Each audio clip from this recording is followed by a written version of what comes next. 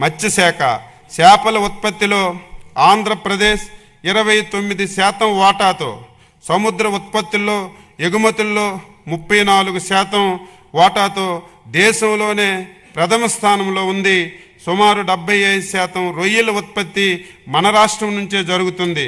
2025-26కు 66.62 లక్షల మెట్రిక్ టన్నులు లక్ష్యానికి గాను జనవరి 2026 నాటికే 53.25 లక్షల మెట్రిక్ టన్నుల ఉత్పత్తిని సాధించాం. 2025-26వ సంవత్సరానికి మత్స్యరంగంలో 19% వృద్ధి సాధించగలిగామని అంచనా వేయడమైంది.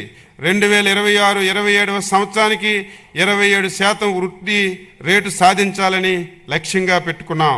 జోన్ నాన్ జోన్ సంబంధం లేకుండా అర్హులైనటువంటి ఆక్వా రైతులకు యూనిట్కి ₹50 చొప్పున విద్యుత్తుని సరఫరా చేస్తున్నాం.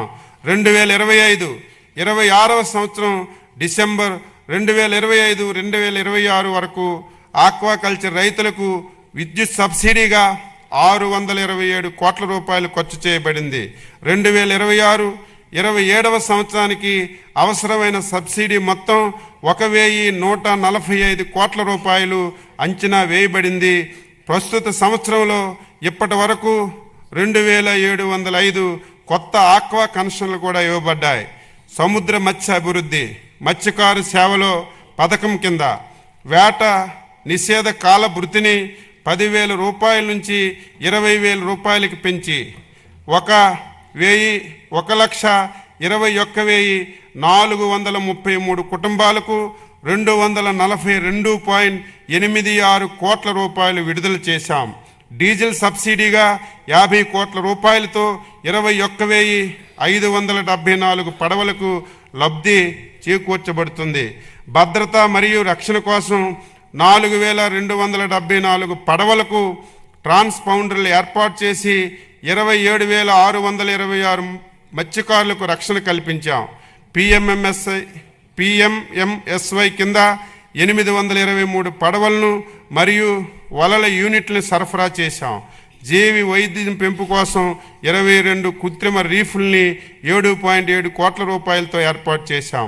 ఫేజ్ 2 కింద 162 కృత్రిమ రీఫ్ యూనిట్లకు ₹50.22 కోట్ల మంజూరు చేయబడింది.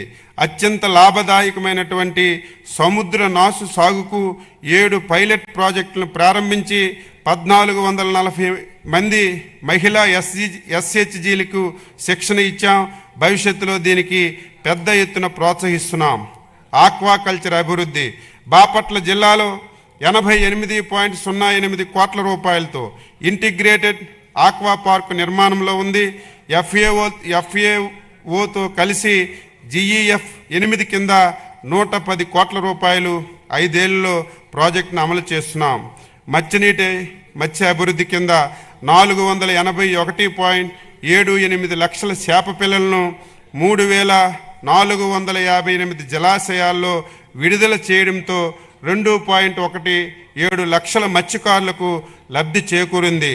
102 పిఎఫ్సిఎస్లను ఎఫ్ఎఫ్పిఓలను తయారు చేశాం. 2026-27 ప్రతిపాదనలు చేప పిల్లల విడుదల, ఐస్ బాక్సులు, ఫిష్ సీడ్ ఫాముల నిర్వహణ, పడవల మరమ్మతులు, ఏరేటర్లు, కోల్డ్ స్టోరేజ్లు, చెరువుల ఆటోమేషన్ వంటి కార్యక్రమాలను ప్రతిపాదించాం. సిఎస్ఎస్, పిఎంఎంఎస్వై, హ్యాచరీలు, బయోప్లాక్ యూనిట్లు, ఐస్ ప్లాంట్లు, ఫీడ్ మిల్లులు, హార్బర్లు, ఫిషింగ్ ల్యాండ్ సెంటర్లు, కృత్రిమ లీఫ్లకు గాను ₹398 కోట్ల ప్రతిపాదించాం. పిఎంఎంఎస్వై 2 కింద కొత్త బోట్లు, వలలు, ఇంజన్లు సరఫరా చేయడానికి చర్యలు తీసుకుంటున్నాం. 2026-27వ సంవత్సరంలో మత్స్యరంగ అభివృద్ధికి ₹523.525 కోట్ల ప్రతిపాదిస్తున్నాం.